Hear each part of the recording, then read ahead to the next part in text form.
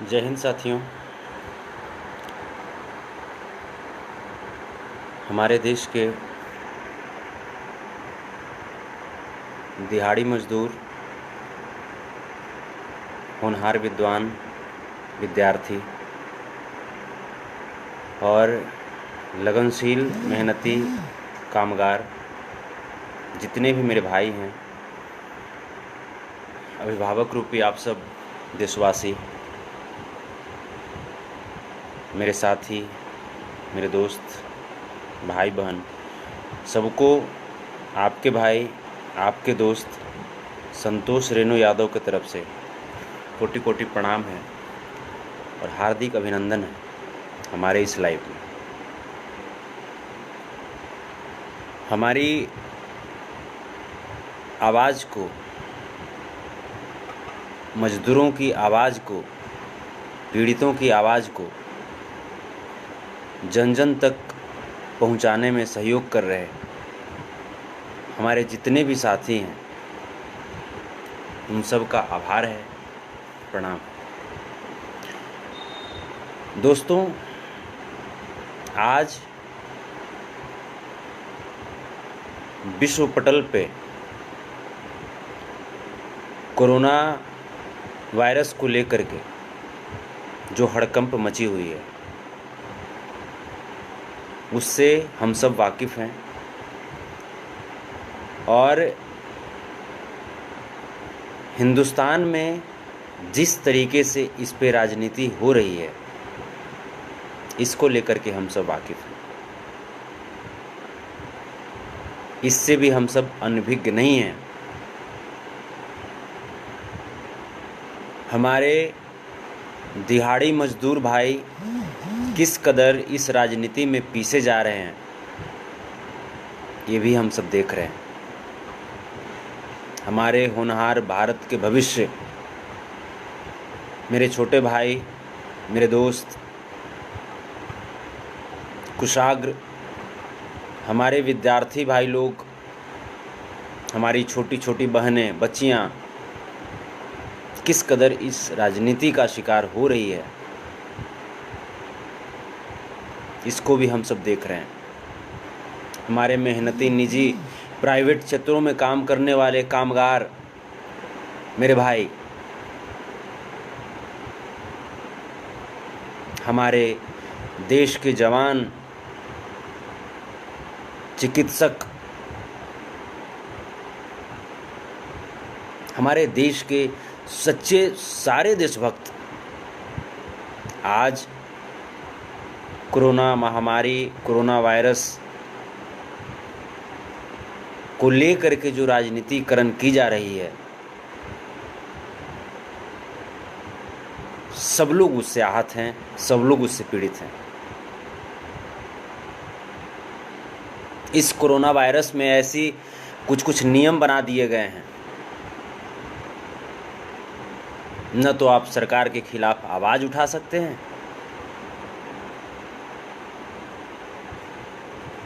न तो आप सरकार को कुछ कह सकते हैं। सरकार मनमानी, अपने लेवल पे सरकार मनमानी कर रही है। जो सरकार की नीतियां हैं, क्या उन नीतियों के सहारे हिंदुस्तान को बचाया जा सकता है? क्या उन नीतियों के सहारे हमारे मेहनती श्रमिक, हमारे होनहार विद्वान, मेरे भविष्य, हिंदुस्तान के भविष्य, पूरे विश्व के भविष्य, मेरे विद्यार्थी भाई बहन, मेरे लगनशील कामगार भाई, हमारे शौर्य और गर्व का प्रतीक वर्दीधारी हमारे सेना के जवान, चाहे वो राज्य की सेना हो, राज्य की पुलिस हो या केंद्रीय बल हो,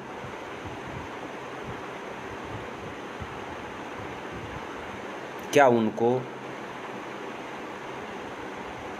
ऐसे राजनीतिकरण से हम सब चुप रह करके बचा सकते हैं? तो ज़रूरत है आज आवाज़ उठाने की, आवाज़ बुलंद करने की।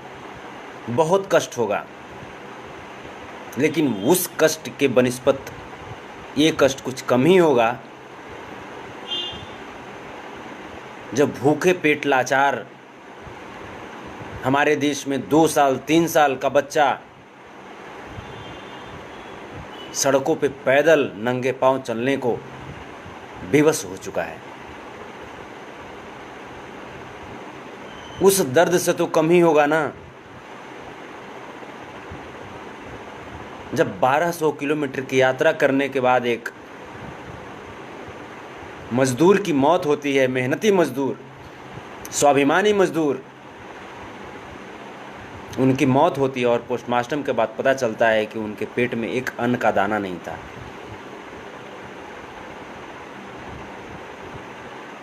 दोस्तों, आपने मेरा वीडियो भी देखा होगा कल का, जिस पे आप देख रहे होंगे कि मैं एक ट्रक में सवार हो करके पटना आने की कोशिश कर रहा था किसी तरीके से। वहीं पे ट्रक को गिरफ्तार कर लिया जाता है और गिरफ्तार करके ये सरकार हम सबको दिल्ली के जगतपुरी थाने भेज दिया जाता है, भेजने का काम करती है। उसके बाद पता नहीं ट्रक मालिक और थाना प्रभारी महोदय के बीच क्या बात होता है। रात भर मच्छर के बीच खुले आसमान के नीचे उसी थाने में गुजारने के बाद हम सबको सुबह अपने अपने जगह पे लौट जाने को कह दिया जाता है। दोस्तों, उन 35 लोगों के पास अगर जगह होती तो क्या कोई अपने अपने घरों की ओर भागते? यहाँ पे दिल्ली में ये स्थिति हो चुकी है दोस्त, और सिर्फ दिल्ली नहीं बल्कि हिंदुस्तान के विभिन्न हिस्सों में, विभिन्न राज्यों में जितने भी हमारे श्रमिक भाई लोग फंसे पड़े हैं, जितने भी हमारे विद्यार्थी लोग फंसे पड़े हैं, जितने भी हमारे कामगार लोग फंसे पड़े हैं, उनकी नौबत ये हो चुकी है कि मकान मालिक किराया मांगते हैं। लॉकडाउन की कोई फाइनल चीज़ें नहीं बताई जा रही है, फाइनल डेट नहीं बताया जा रहा है कि लॉकडाउन कब तक रहेगा।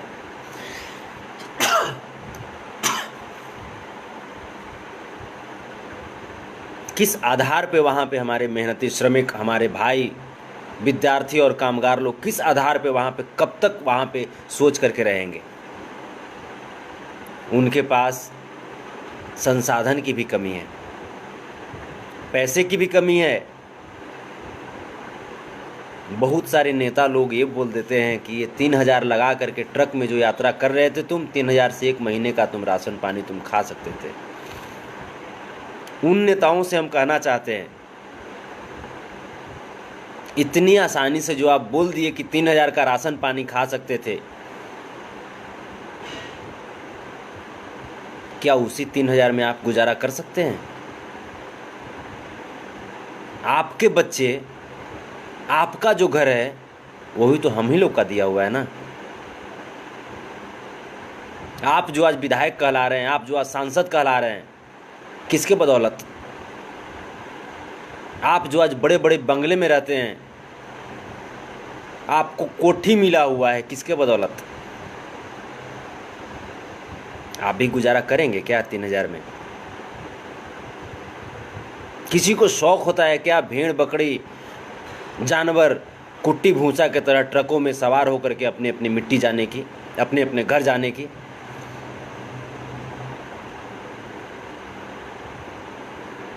ट्रक यातायात करने की साधन है क्या?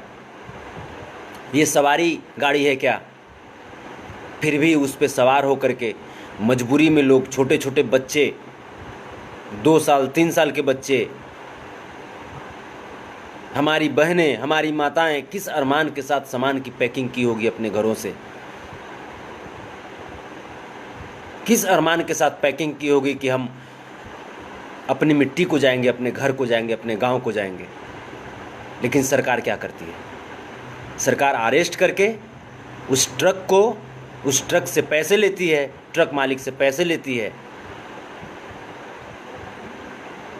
और उस पे जितने भी सवार लोग थे उनको क्या करती है?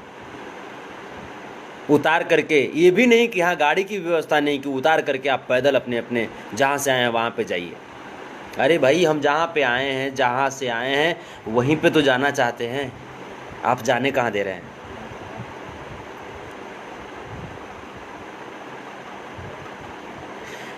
बहुत बड़ी दमनकारी नीति सरकार अपना चुकी है। उधर बिहार सरकार का कहना है कि हमारे पास संसाधन नहीं है। तो मैं बिहार सरकार से पूछना चाहता हूँ इस लाइव के माध्यम से कि क्या ये जो मोदी सरकार जो लगातार जो घोषणा पे घोषणा करती जा रही है कि मैं इतना लाख करोड़, इतना लाख करोड़, इतना करोड़ करोड़ देश की अर्थव्यवस्था को सुधारने के लिए दे रहे हैं कोरोना महाकाल में, तो क्या वो पैसा आप तक पहुंच रही है या घोटाले में जा रही है? मैं देश के अन्य हिस्से, जितने भी हिस्से हैं, जो मुख्यमंत्री जो आज मजबूरी फील कर रहे हैं, मजबूर हो रहे हैं, बन रहे हैं, मैं उनसे पूछना चाहता हूँ देश के एक जिम्मेदार नागरिक होने के नाते,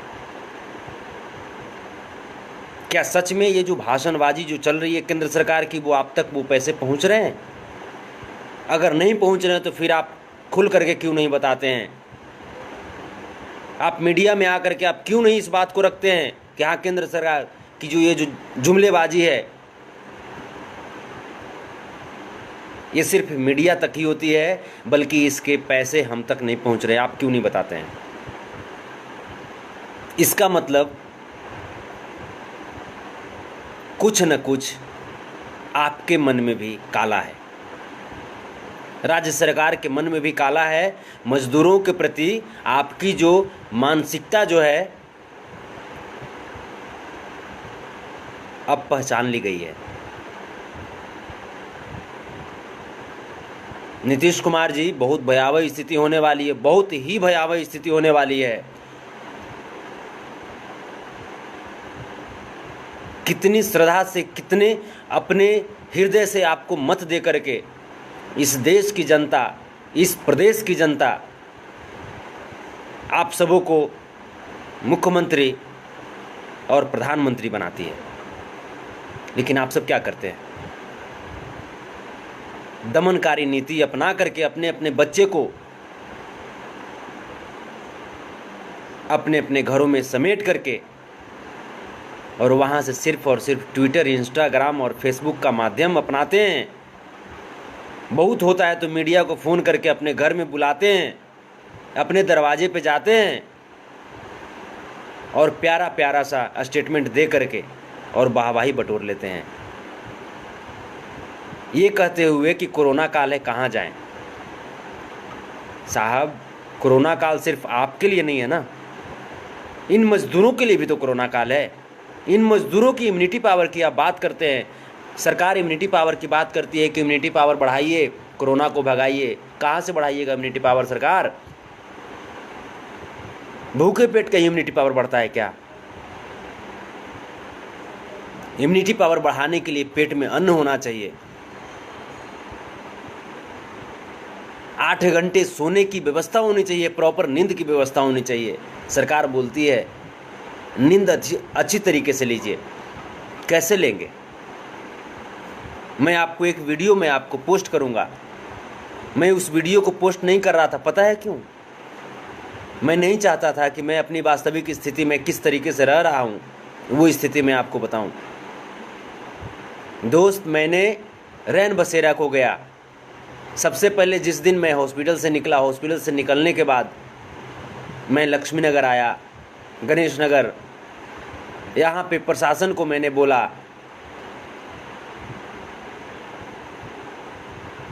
कि मुझे व्यवस्था दीजिए। अपनी सारी बातें सुनाई। प्रशासन बोलती है कि रैन बसेरा में चले जाओ। रैन बसेरा में जाता हूँ तो वहाँ पे जगह नहीं है। अंततः कैसी कितनी गंदी दर्री मुझे दी जाती है और एक कंबल दिया जाता है, उस पर न जाने कितने सैकड़ों लोग उस पर सो चुके होंगे। मैं मजबूरन खुले आसमान के नीचे ऐसे ही धरती पे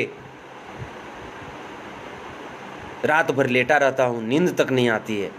मच्छर काट करके मुझे कोरोना है नहीं है ये बात की बात है, लेकिन मुझे उस दिन डर लगने लगा था कि शायद मुझे मलेरिया ना हो जाए।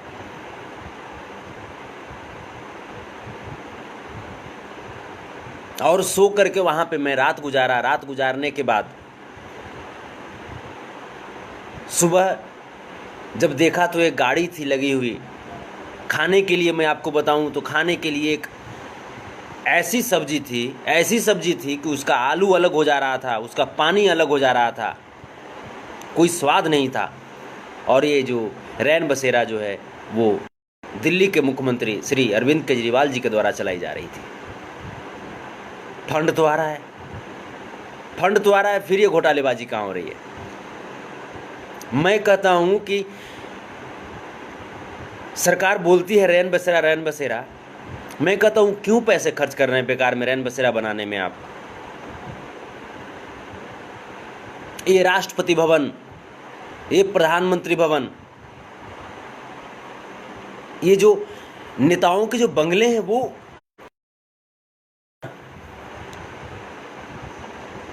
उसको आप यूज क्यों नहीं कर? क्या उसमें गरीब लोगों के लिए जगह नहीं है? क्या उसमें गरीब लोग रहेंगे तो वो प्रदूषित हो जाएंगे? आप गरीबों की बात करते हैं नरेंद्र मोदी जी, आप क्यों नहीं प्रधानमंत्री कार्यालय, प्रधानमंत्री आवास में इतना बड़ा कैंपस है आपका, उसमें अगर चाहे तो कम से कम 1 लाख लोग रह सकते हैं।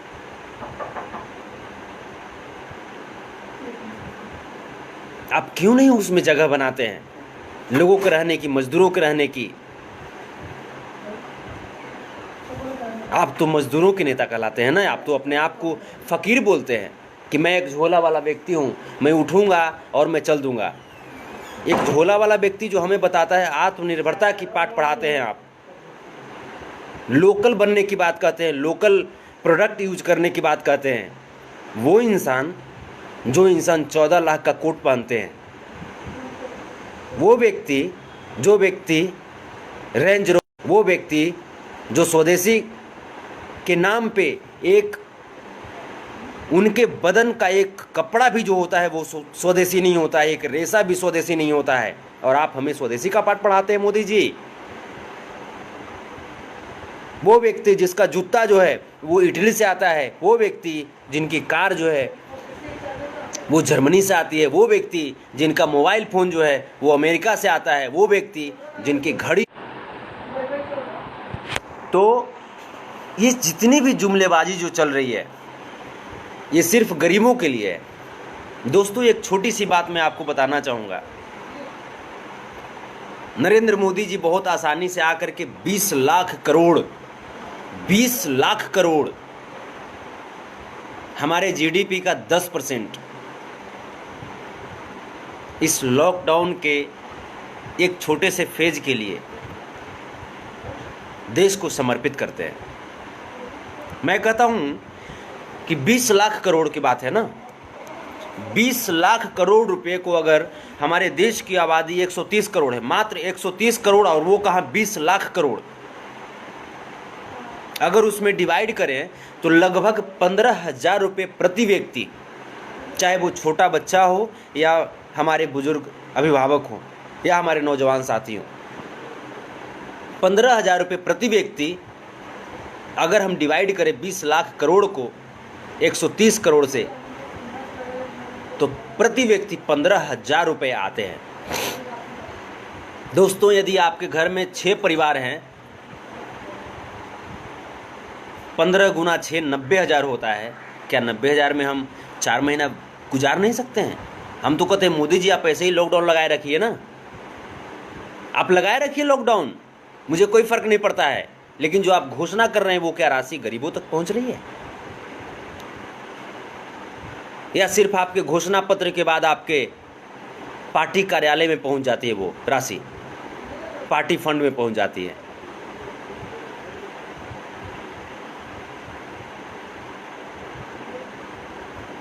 हमें ये मोदी जी बताते हैं आत्मनिर्भर होने के लिए कि हम आत्मनिर्भर हों। मोदी जी, जब आप आत्मनिर्भर की पाठ हमें पढ़ाते हैं, मैं माननीय प्रधानमंत्री से पूछना चाहूँगा कि फिर आप 35,000 करोड़ रुपए 5 साल में विदेश यात्रा पे क्यों आप खर्च कर दिए? क्यों जाकर के अमेरिका, क्यों जाकर के देश के अन्य हिस्सों में फिर रिश्ते बनाने और सुधारने और बिगाड़ने की क्या जरूरत थी मोदी जी? आप तो आत्मनिर्भरता की बात करते हैं ना। उस 35,000 करोड़ रुपए से क्या देश में कोई उद्योग की व्यवस्था नहीं की जा सकती थी? उस 35,000 करोड़, उसको अगर हम चाहते तो 1,000 करोड़ अपने देश के विभिन्न राज्यों को अगर वितरित कर देते पर्यावरण सुधारने के लिए, 1,000 करोड़।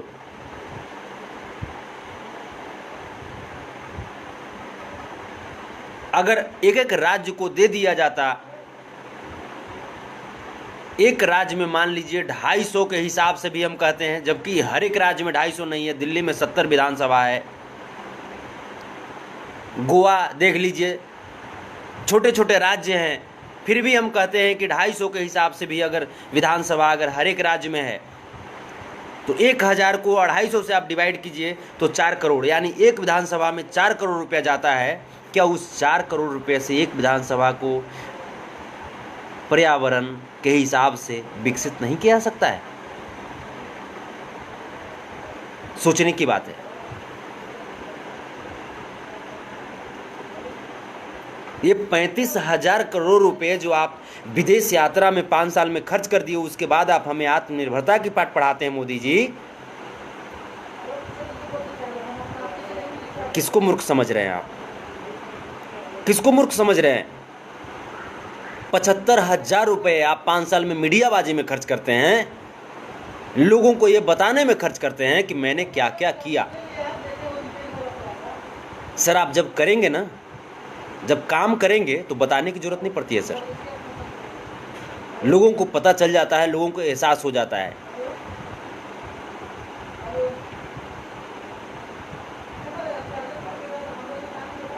और बिल्कुल ये जो आपकी नीति है, ये आपकी नीति बिल्कुल भारत को बर्बाद करने वाली नीति है। जब भी बातें आती है हिंदुस्तान लेवल की, जब भी बातें आती है तो आप भारत पाकिस्तान कह करके आप देशवासियों को देशभक्ति का पाठ पढ़ाते हैं और सर्टिफिकेट बांटा करते हैं आप।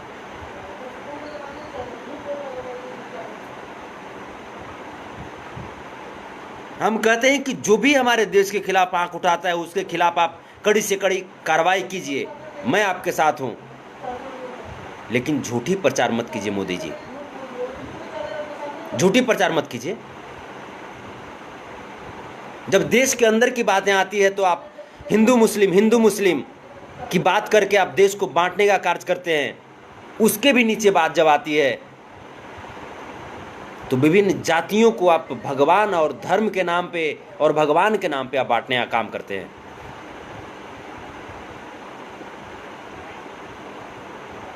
बात देश की अर्थव्यवस्था पे आती है तो वहां पे मुस्कुरा करके आप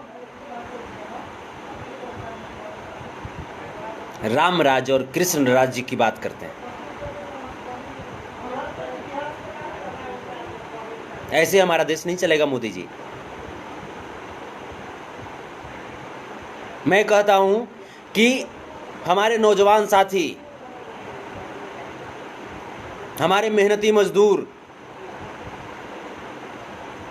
और हमारे निजी क्षेत्र में काम करने वाले, प्राइवेट क्षेत्र में काम करने वाले हमारे जितने भी पढ़े लिखे कामगार, इंजीनियर, डॉक्टर, जितने भी मेरे साथी हैं, उनके बारे में आपको एक उचित निर्णय लेना होगा तो निर्णय लेना होगा।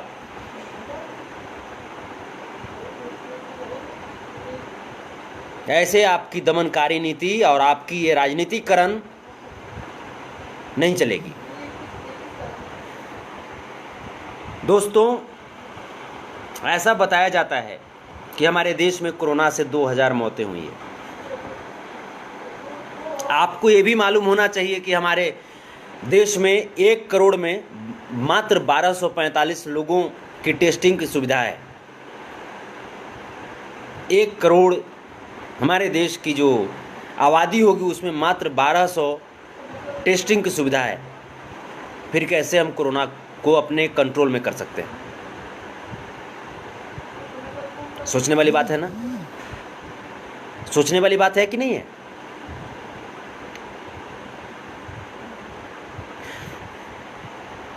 बताया जाता है कि देश में अभी तक कोरोना से 2000 मौतें हुई है।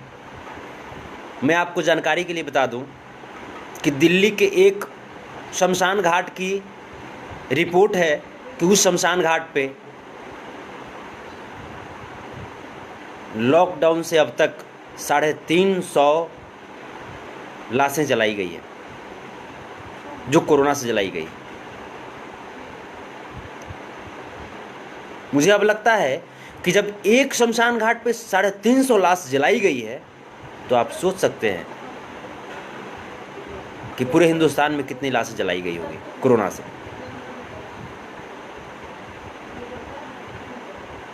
सरकार अगर बोलती है कि 350 लाश कोरोना से नहीं जलाया गया है, तो फिर उन लाशों को उनके परिवार वालों को क्यों नहीं दिया गया?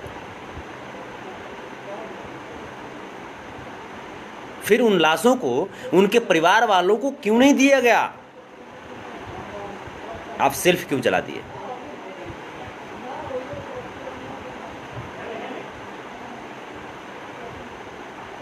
सवाल तो बनता है।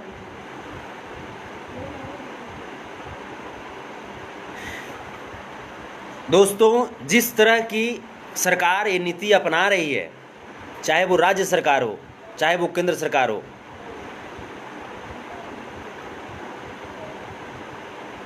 श्रमिकों की मनोबल को तोड़ रही है। और आप ये समझ जाइए कि जो श्रमिक एक बार अगर अपने घर चले गए इस परिस्थिति में, तो क्या उन्हें हिम्मत होगी वापस काम पे आने की? उन्हें हिम्मत होगी? जिस श्रमिक ने हमारे देश का निर्माण किया, जिस श्रमिक प्रतिदिन अपने खून पसीने से देश का निर्माण करते हैं, उनके साथ ऐसा व्यवहार क्या उचित है?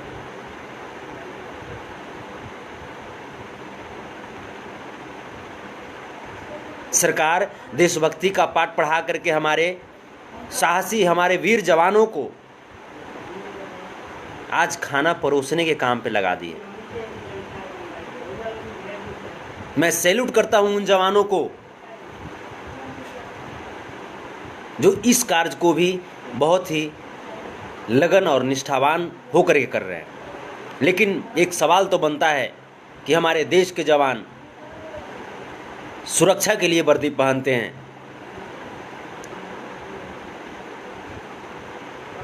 नेताओं की चमचागिरी के लिए नहीं। हमारे देश के जवान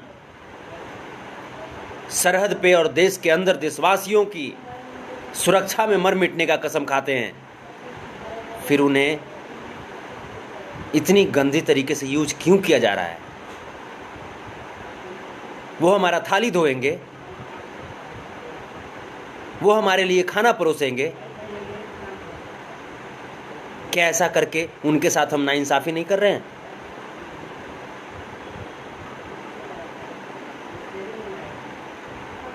देश बताती है दोस्तों, कोरोना से निकल करके जो लोग आते हैं उन्हें हम सम्मानपूर्वक 14 दिन क्वारंटीन सेंटर की ओर भेजना चाहते हैं। मैं कहता हूं, जिनका घर ही ना हो वो होम क्वारंटीन कैसे हो सकते? क्यों ना उनको जिस लोकसभा क्षेत्र की वो जनता है क्यों न उनको उनके सांसद महोदय के घर पे भेज दिया जाता है, वहाँ पे क्वारंटीन सेंटर बना दिया जाता है, ताकि वो अपने आप को अकेला महसूस ना करें। उन्हें ऐसा लगे कि नहीं भाई, हमारे क्षेत्र का प्रतिनिधि, हमारे क्षेत्र का जो नेता है वो हमारे साथ है। ये भी तो किया सकता था ना, लेकिन नहीं किया जाएगा, क्योंकि हम लोग गरीब हैं ना। हम लोग से उनकी कोठी, उनके बंगले छुआ जाएंगे, फिर गंगा जल से उनको पवित्र करना पड़ेगा। गलती किसकी है? हमारी और आपकी गलती है। हम लोग आवाज उठाना बंद कर दिए हैं, और बहुत पुरानी कहावत है कि सड़कें जब सुनी पड़ जाएंगी तो ये संसद आवारा हो जाएगा। जिंदा कौमें आवाज उठाया करती है, और उठाना पड़ेगा, खुद के लिए, देश के लिए, और अपने गरीब देशवासियों के लिए। उसी आवाज को बुलंद करने के लिए आज हमने निर्णय लिया है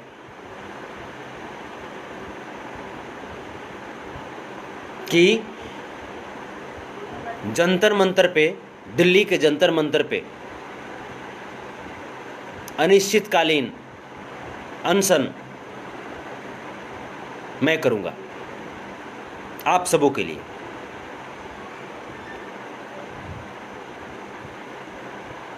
पूरी संवैधानिक तरीके से संविधान को मानते हुए, संविधान को सम्मान देते हुए मैं अभी तुरंत यहाँ से इस लाइव को ख़त्म करने के बाद मैं निकलूँगा यहाँ से, आईटीओ ऑफिस कमिश्नर साहब को एक आवेदन दूंगा। उसके बाद फिर निकलूँगा इंडिया गेट, जहाँ पे डीसीपी महोदय को एक आवेदन दूंगा और उनसे आदेश चाहूँगा जंतर मंतर पे अपनी विरोध प्रकट करने की। मुझे पूरी उम्मीद है कि मुझे आदेश मिलेगा और मैं अपने देश के लिए, अपने देशवासियों के लिए, अपने प्रवासियों के लिए अपना कुछ खून की लहू जला पाऊंगा। दोस्तों, बिहार सरकार बोलती है संसाधन की कमी है। मैं कहता हूं, मेरा ऐसा मानना है, मैं आग्रह करके कहता हूं, मेरे शरीर का कौन सा हिस्सा चाहिए आपको? अरे मेरे शरीर का किडनी बेच दो ना यार, लंग्स बेच दो, हार्ट बेच दो, मेरी आंख निकाल करके बेच दो। जो पैसे होते हैं, जो भी पैसे बनता है, आप उन पैसों से कम 10 लोग को तो भेज सकते हो यार। 10 लोग को भेजो, उनके अपने घर भेजो, उनकी पीड़ा बर्दाश्त नहीं होती मुझे। आप अपने सीएम हाउस, अपने पीएम हाउस में, अपने एमपी बंगले पे, विधायक के बंगले पे, एमएलए फ्लैट पे आप आसानी से रह सकते हो। आप आ करके देख लो यहाँ की स्थिति क्या है, किस कदर यहाँ के मजदूर, यहाँ के भाई, छात्र, महिलाएं, छोटे छोटे बच्चे किस कदर बिलखते हैं। जब देख लोगे तब एहसास होगा कि दर्द क्या होता है। पटरी पे चलते हुए 19 लोग मर जाते हैं। सरकार उन श्रमिकों को दोषी ठहराती है कि उन्हें पटरी पे नहीं सोना चाहिए था। ये बात मैं भी कह सकता हूं, लेकिन क्या आपकी गलती नहीं है? क्या आपकी गलती नहीं है? वो पटरी पे चलने का उनका शौक था क्या? क्यों पटरी पे गए? वो चलते चलते बेचारे, उनकी शरीर जवाब दी और तब जा करके वो पटरी पे सोने को मजबूर हो गए। आपने उनको सोने के लिए व्यवस्था किया है क्या? एक वीडियो आप सबने देखा होगा कि एक मजदूर, पढ़ा लिखा मजदूर, और उपाधि की बात करूं तो पेशेवर इंजीनियर, वो अपनी माँ की मौत के बाद अपने घर जा रहा था, भूखा पेट था, एक जगह रुक करके वो पत्ता चबा रहा था। एक हमारे देश का जवान वो देखता है और तब जाकर के उसके लिए खाने की व्यवस्था करता है। खाते खाते वो रोने लगता है, देश का इंजीनियर, होनहार इंजीनियर, और रोते हुए कहता है कि सर मुझे इसी तरीके से यहीं पे रोक लीजिए और खाने के लिए कम से कम व्यवस्था कर दीजिए। कितनी भयावह स्थिति है, कितनी दर्दनाक मंजर है। मैं तो लड़ूंगा साथियों, मैं लड़ूंगा अपने देश के लिए, अपने देशवासियों के लिए। मैं चुप नहीं बैठूंगा, मैं लड़ूंगा। मैं राष्ट्रपति साहब से मैं मिलने की कोशिश करूंगा, मैं उनसे अनुनय विनय में करूंगा, चूंकि मैं देश का एक नागरिक हूं, एक जिम्मेदार नागरिक हूं, और एक जिम्मेदार नागरिक होने के नाते मैं देश के प्रथम नागरिक माननीय राष्ट्रपति श्री रामनाथ कोविंद जी से मिल करके देश की स्थिति को बताने की कोशिश करूंगा। आप सबसे मेरी आग्रह है, जो जहां हैं वहीं से आप विद्रोह शुरू कीजिए। देश आज इस कगार पे पहुंच है, देश पूंजीपतियों के हाथ में पहुंच चुकी है। ये जितने भी 20 लाख करोड़ की जो बात जो सरकार करती है, ये सारी की सारी घोषणाएं, सारी की सारी पैसे, सारी की सारी जो जितने भी जो व्यवस्थाएं जो की गई है, ये पूंजीपतियों के लिए की गई है। अगर गरीबों के लिए की जाती तो क्या 20 लाख करोड़ में आप ये सोचिए, क्या इन मजदूरों के लिए रहने सहने की व्यवस्था की बात नहीं की जाती? क्या 20 लाख करोड़ अगर खर्च कर दिया जाए, 20 लाख करोड़ की बात छोड़ दीजिए, 5 लाख भी अगर खर्च कर दिया जाए सर, मात्र 5 लाख, 20 लाख करोड़ से उसका चौथा भाग, 5 लाख करोड़ की हम बात करते हैं, अगर 5 लाख करोड़ भी अगर खर्च कर दिए जाए तो क्या हिंदुस्तान के इन मजदूरों, इन कामगारों और इन विद्यार्थियों को सुरक्षित नहीं किया जा सकता है?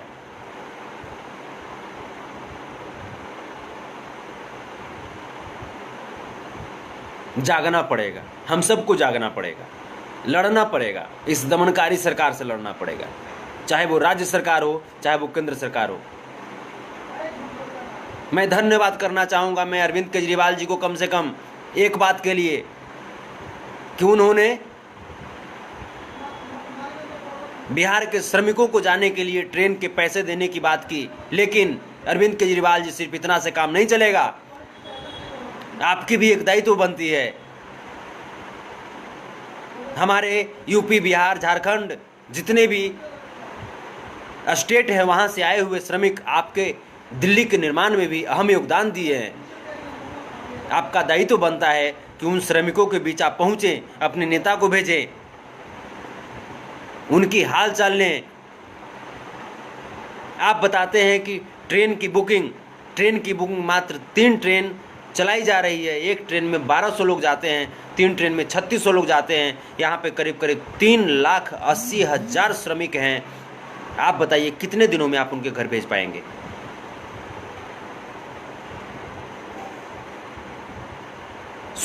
जो उपलब्धता है ये बहुत ही नाकाफ़ी है, इसको बढ़ाने की ज़रूरत है, और बढ़ाने की ही ज़रूरत है। आप यहाँ पे जितने भी मजदूर हैं, आप इन मजदूरों की स्थिति को देखिए। आप यहाँ पे जितने भी मजदूर हैं, उनको अगर अपना भाई, अपना अगर प्रदेश का नागरिक समझेंगे तो ऐसी आप सौतेलापन व्यवहार नहीं कर सकते। मैं देश के प्रधानमंत्री से इस लाइव के माध्यम से कहना चाहूँगा, देश के गृह मंत्री जी से कहना चाहूँगा, आप अपनी जिम्मेदारी निभाइए, जिम्मेदारी से पीछे मत भागिए। जितने भी सांसद महोदय हैं, मैं उनसे कहना चाहूँगा, आप अपने अपने क्षेत्र की जनता के लिए आवाज़ उठाइए, क्योंकि वही जनता आपको सांसद बनाई है, वही जनता आपको नेता बनाई है, वही जनता आपको विधायक बनाई है। हम सबको जागने की ज़रूरत है, हम सब जागिए, और रियल में जागने की ज़रूरत है।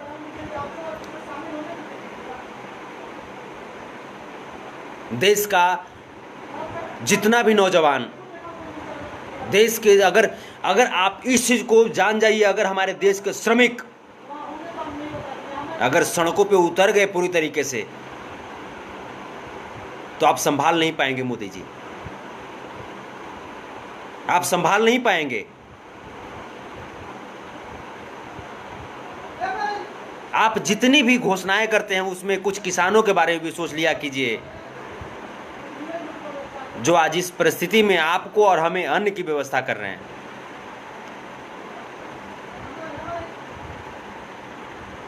मैं तो जागा हूं, मैं आज जाऊंगा, मैं कमिश्नर ऑफिस जाऊंगा और जा करके वहां पे अपना आवेदन दूंगा, सरकार के खिलाफ विरोध प्रकट करने की अनुमति लूंगा, डीसीपी ऑफिस जाऊंगा, उसके बाद राष्ट्रपति भवन के पास जा करके मैं कोशिश करूंगा कि एक आवेदन उन्हें भी सौंपूं, और उन्हें भी, देश के प्रथम नागरिक हैं वो, तो देश के एक जिम्मेदार नागरिक होने के नाते मैं उन्हें भी अपना दुख, अपनी पीड़ा से अवगत कराऊं, और हमारे श्रमिकों के लिए, हमारे होनहार विद्यार्थियों के लिए, हमारे देश के सच्चे सिपाहियों के लिए, देशभक्तों के लिए